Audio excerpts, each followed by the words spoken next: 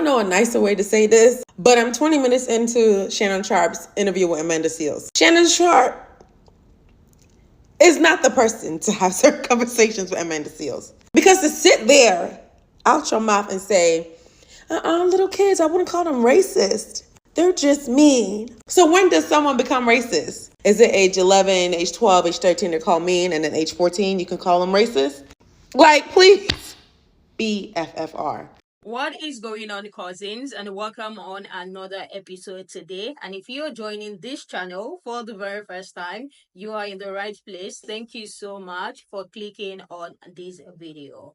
Yesterday, I posted a video about the discussion surrounding the interview that Amanda said had with Shannon Sharpe. Any part of this interview has been going viral, and people have been discussing about it. One of the parts we talked about yesterday was the part where Shannon Sharpe was literally dismissing Amanda when she was talking about the racist experience. This is the experience that she had been through. This particular one is a very sensitive one as well because she revealed on that interview that she was recently diagnosed with autism, and Shannon Sharpe was literally replying saying, "Are you sure that you're autistic? Or you just do things differently?" Still the same dismissing our experience. This has sparked so many conversations. In fact, there are so many conversations attached to this interview. It's a 3-hour long interview. Some are even saying that people are now backtracking and forgetting the things that Amanda has done in the past. Some are talking about how people will start diagnosing themselves of autism now just because Amanda spoke about it on that interview. I have put together what the people are saying about this particular part on that interview. Another few parts as well that she talked about on the interview. Now, Shannon Sharpe, Shay Shay, all of your interviews had us in a chokehold until you did this interview with Amanda Seales.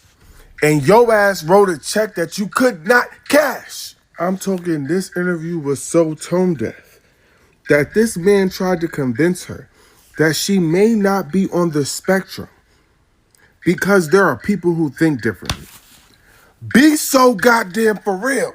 Our good sis said, yeah, I was recently diagnosed clinically for being on the spectrum. Shannon Sharpe said, just because your brain worked differently don't mean that you're on the spectrum. Is it a clinical diagnosis? And if that wasn't bad enough, you tried to gaslight her by whitewashing everything she said. She's telling you about this parent-teacher conference where this white teacher called her mother up and told her to come to the school because she corrected the teacher for using misinformation in Orlando, Florida. And she's explaining to you that it's racism. And your response is, well, any teacher would get mad if a kid corrected them. That's not about race. What? And then she is kind enough to explain to you that she feels disrespected because you're discounting her experience. And your response was, no, I'm not. Oh my God. And then she tells you about the teacher who kicked her out of the conservatory for no reason. And she's asking you, what would you deduce from this? And instead of just saying, it's racism, you decided to use words you don't even know how to use. Based on my cognitive derivative and the understanding of the derivative. What are you talking about? And y'all, I still haven't finished the interview. I'm only 48 minutes in and I'm tight because I'm trying to figure out what is he doing? Okay? What are you doing? Shout out to Amanda Seales for standing 10 toes down. Somebody tell that brother Shannon Sharpe to call me. Cause we need to have a talk because this was not it. It wasn't. In her Club Shay Shay interview, Amanda Seales dropped a lot of truth bombs, but the one thing that resonated with me is when she said, as a Black woman, being in a lot of spaces is a performance, and a very exhausting one at that. I don't think it's something that resonated just with me. I think, and I know that so many Black women felt it, really felt it, felt seen, heard, and validated in that moment. She spoke to the experience a lot of us deal with. And like I said, this is not in just corporate spaces. It is in so many other industries and spaces as well, because these spaces were not made or designed for or with Black women in mind. Women overall, but especially Black women. It is not enough to do your job, right? People say and maintain that you have to be likable, but because of the likability penalty and bias, women are punished for the behaviors that men are rewarded for. And don't let you be a Black woman engaging in these behaviors. And what are these behaviors? Being outspoken, standing up for yourself. So often we say, believe Black women, trust Black women. Black women are so often the canaries in the coal mine. We are the first ones to just be aware of things being off and happening that other people are not picking up on. But when we speak up about it, when we defend ourselves, it's a problem. We're marked as unlikable or combative or difficult to work with. So it's not enough to do your job. It's not enough to be good at your job. Because if one thing Black woman is going to do, it's going to excel, because we already know we have to work twice as hard to be seen as just as good. So we go out and we get these degrees and we're good at what we do. But it is not enough to show up and be good and do our job well. We have to perform. And we have to perform within the small parameters that whiteness allows you to. Whiteness coded as corporate behavior. This agreed upon corporate behavior is very contrary to the cultures a lot of us are raised in. Not just Black American culture, but Black cultures across the diaspora. So you are not raised in the culture of this passive aggressiveness, and you go into this space, you adopt the culture, and you try to survive within that system, and it's still not enough. You try to perform well enough, but it's not good enough for a lot of these people. So what a lot of women will do, a lot of Black women, they will fall back. Come in, we will be polite, we will be friendly within reason, and it's still not enough, because then you're marked as standoffish or not a team player, and it's like you're damned if you do and you're damned if you don't. There is this mental load that a lot of us have to take on that no other group has to take on in the workspace. And it is very draining and it is very exhausting. I hope Amanda Seales sees all of the responses she's getting and feels very validated, because these spaces are very unfriendly at best for Black women and hostile at worst. And instead of people wanting to talk about it and have honest conversations, they'd rather gaslight the people who are speaking truth to power. I finally finished the Amanda Seales interview on Club Shay Shay, and so many things racing through my head. Particularly because I just finished Cast by Isabel Wilkerson. Every time her head went down, my head went down. Like, seriously. One thing that really resonated me, and it was particularly her experiences in work environments. Because for people who don't have the tolerance for systems that don't work for no apparent reason, you're always going to be the problem. So I'm the type of person who can spot a problem when it's just a spark. As a teacher in the American education system, I would go to my leadership team, sirens blare, because I'm like, here's an issue. And if we deal with it now, then it won't turn into a huge thing. I call myself the hardest working lazy person there is, because I would rather deal with something when it's small, so we don't have to exhaust our resources when it's big. To me, that just makes sense. They would look at me like, what are you talking about? Like, that's not an issue. Keep it moving. And then in a month, 3 months, 6 months, a year later, now it's a 5-alarm fire and everybody's looking for all hands on deck. And so for years, as these things kept happening, I would be pissed and wondering, why couldn't they see what I saw? Like, it's not rocket science. What's wrong with people? It would be so frustrating until I gained wisdom from therapy and honestly understanding and learning myself. Because only until then did I realize, no, baby, nothing wrong with you. You are not the problem. And also, these people are not idiots. It is that you being able to see the thing before it's a thing is your gift. They're not going to be able to see it because they do not have the gift that you have, just like you don't have a gift that they have. I learned to have more empathy for people because now I understood that they're not going to be able to see what I saw. For me, it also allowed me to be less resentful about those situations. Grew into the understanding that each one of us has a gift. And sometimes that gift is going to make us stand out in ways that make you an outcast. Me, I was able to use less of that energy trying to figure out why other people were being other people. And that sometimes standing out is the only way to get shit done.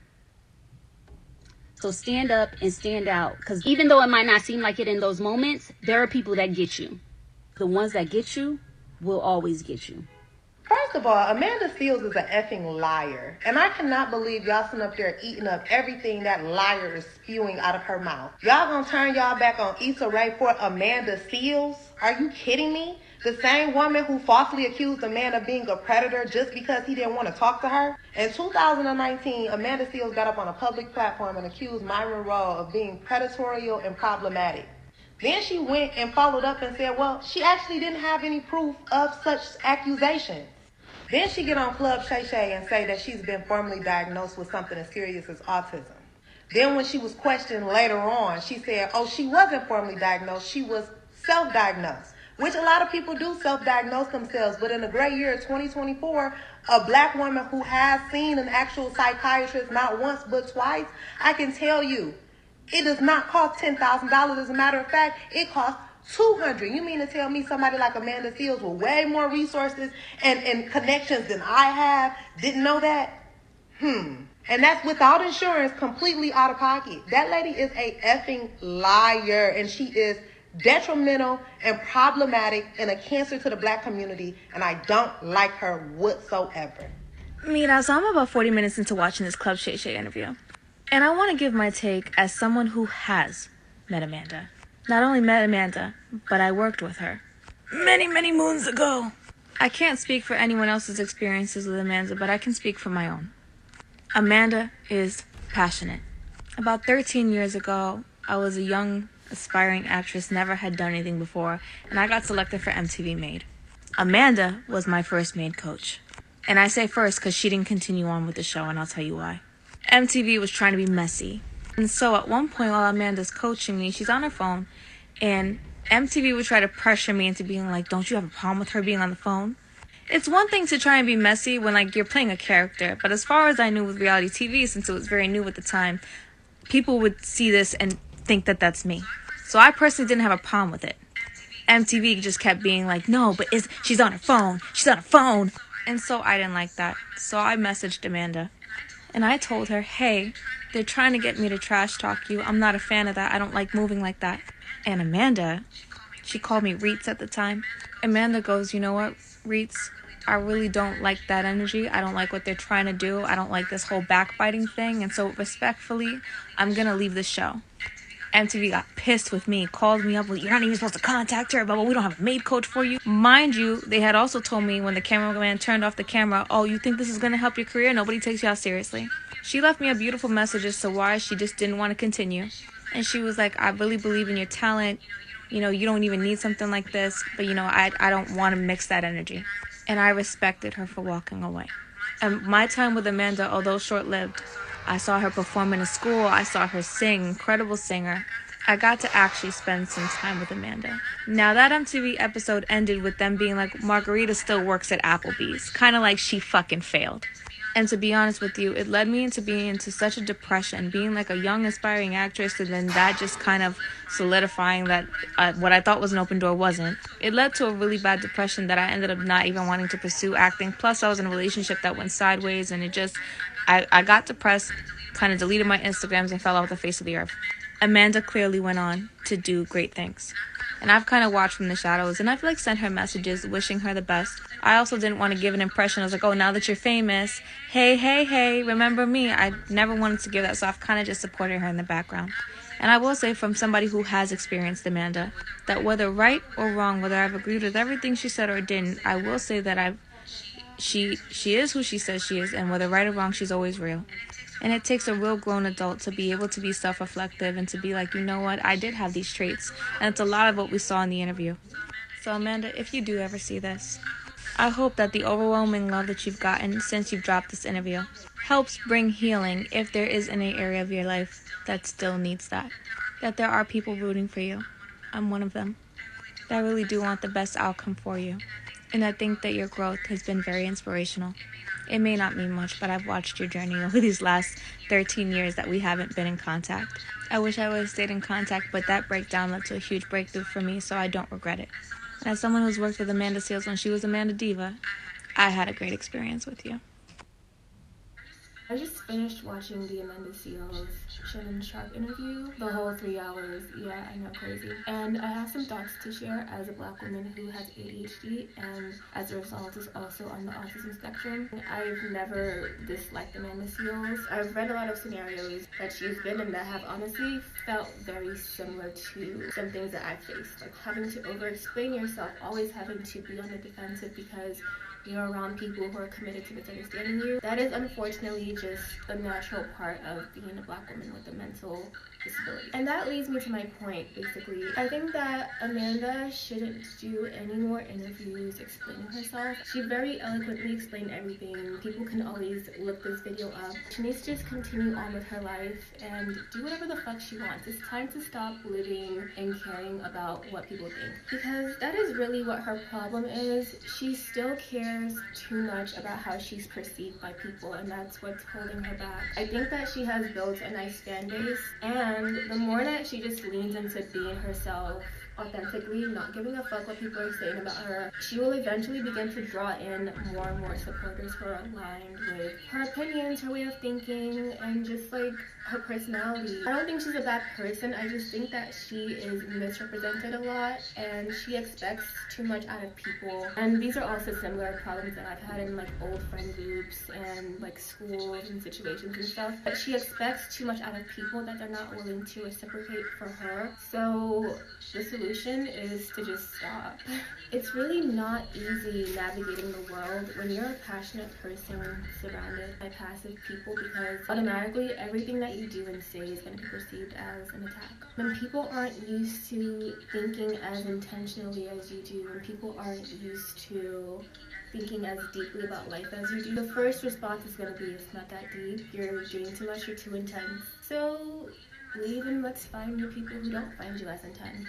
And this is advice that I wish that somebody had given me, ideally when I was in college, because a lot of the criticisms about like me being too passionate and like over-explaining myself, it really came at that formative time in my life where I'm trying to discover who I am, and I'm building my adult friend group, and I'm also trying to connect them with my passions and the things that matter to me, and I'm noticing that there's a big disconnect in what I'm telling them versus how they're interpreting it and versus how they're perceiving my intelligence. You're around people who are intimidated by your intelligence versus celebrating your intelligence, then you will always be the villain to them. You will always be the annoying know-it-all because nobody wants to admit how little they know. And that's just the reality of being on the autism spectrum. That's the reality of being the only person who cares enough to be intentional about the knowledge and information that you're taking in. When nobody else is doing that work, the fact that you're doing it is enough to make them feel inadequate about their lack of intentionality. And because people have made up their minds like years ago to not like her, it doesn't matter what she says, they will never like her. And it's in her own best interest to just stop trying to appeal to the masses. If you're neurodivergent, you're never meant to appeal to the masses anyway.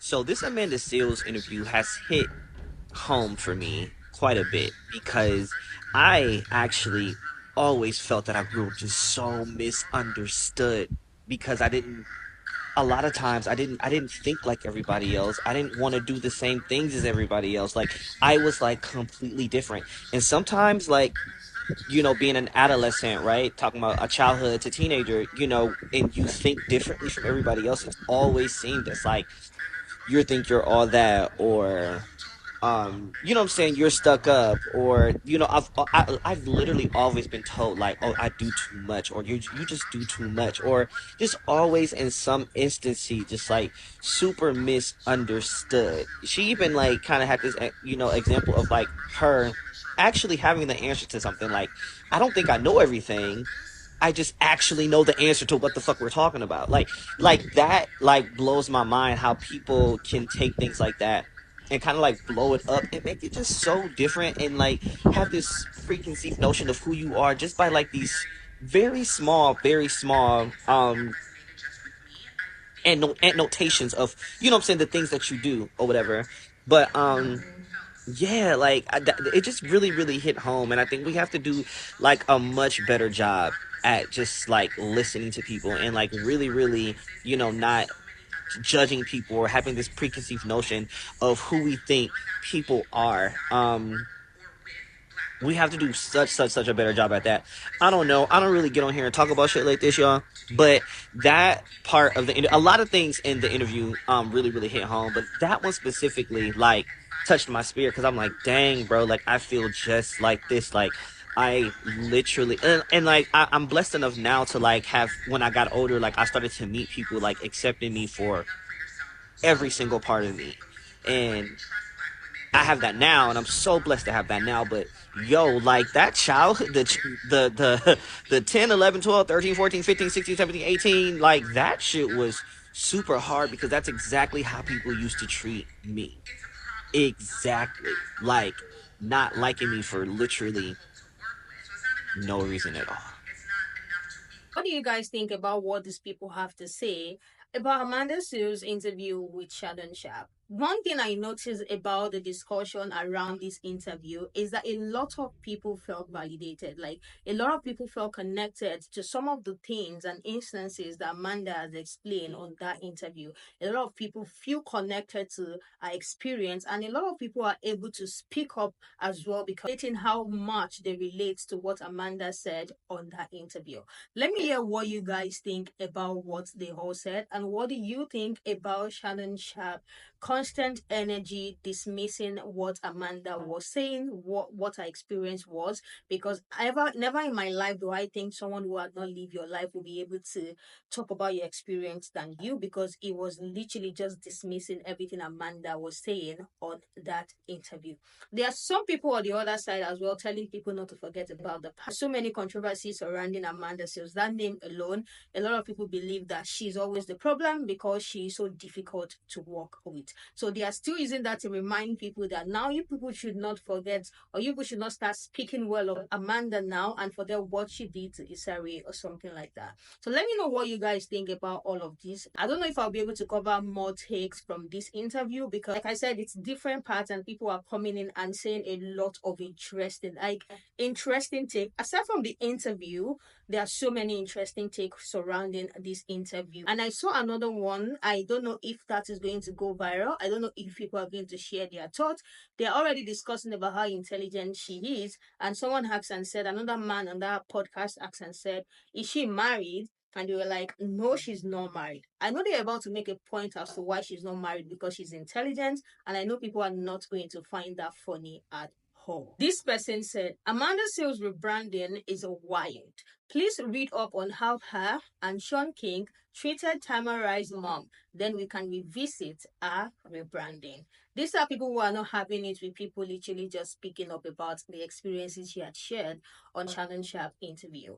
Another person said, unless we sit, be quiet, don't do better than anyone else, but do more than anyone else. Even if you're smarter and know the answer, don't say it. Be present, but not seen. Speak quietly, but don't speak. And the truth is, I saw a particular post last week on Instagram, or I don't know, was it on Instagram or on TikTok? A particular lady was talking about how she's always quiet in the office. She does not like put her mouth into conversation that doesn't concern her, and she's not the loud, like stereotypical way that they viewed Black people, Black women especially. That she keeps to herself. She does her job. She talk when she's supposed to talk, and she's quiet when she's supposed to be quiet. And that even became a problem. I think a blog had posted a video on Instagram, then I traced it back to TikTok, and she was talking about how it is even very detrimental to be quiet at the office space. This is one of the parts that people are connecting so much with about the struggle of being Black, in the struggle of being a Black woman in spaces. I think this is one of the parts that Amanda had talked about on that interview that a lot of people are connecting with.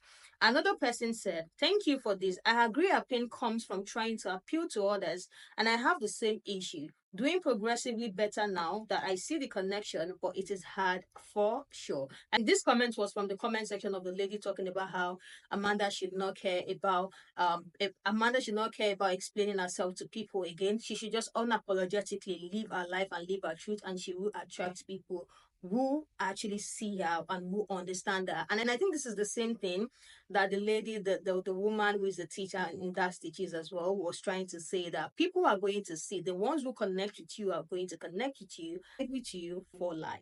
The last one I have here said, I think that one of the hardest things about being autistic is being constantly misunderstood and mischaracterized. She spoke a lot about that in the interview too. That experience is a plus. I would like to hear what you guys think about what these people are saying. What do you think about a take on being diagnosed and Shannon Sharpe response when she talked about being on the spectrum? I would like to hear what you guys think about Shannon Sharpe reply as well when she talked about the racist experience and kids who were being racist to her. And I would like to hear what you guys think as well when Shannon Sharpe literally concluded that her mother was white, because that is another sound that I see going viral on TikTok. People are literally using that sound right now. It's going viral. So what do you think about the interview in general? And do you guys want me to share a part 3 on what the people are saying about this interview? Like I said, I don't know if I'm the only one finding it interesting, but I have been spending more time listening to what the people are saying about this interview, different takes. And there are some as well saying she's a liar. There are some as well saying, oh, it's not true. She's just saying that for a pity party situation. Let me hear your take. Let's continue this conversation in the comment section, and I will see you guys in the next one.